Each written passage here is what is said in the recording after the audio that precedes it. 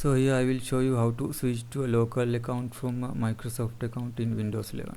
And right now in this computer I have a Microsoft account, so we will first log into that account. And then we need to go to Windows settings, and for that you can right click the start button and then select settings, and from the settings go to accounts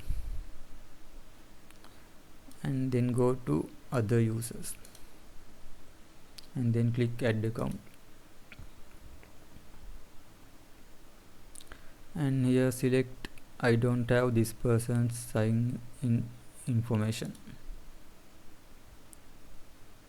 and then click this link add the user without a Microsoft account, and then give our new local user a name and a password.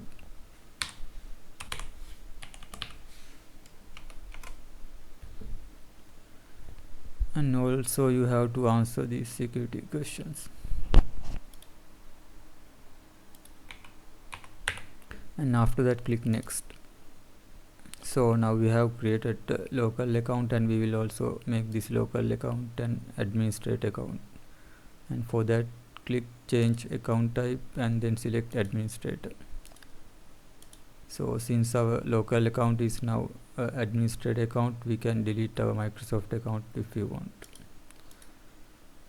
So we will sign out from this account first, and then we will log into our local account. So optionally you can now delete the Microsoft account if you want, and for that go to settings, accounts, and then other users, and here's our Microsoft account, and we can delete it now if we want, and but make sure that you back up all the user data, because all the user data will be removed when you delete the account.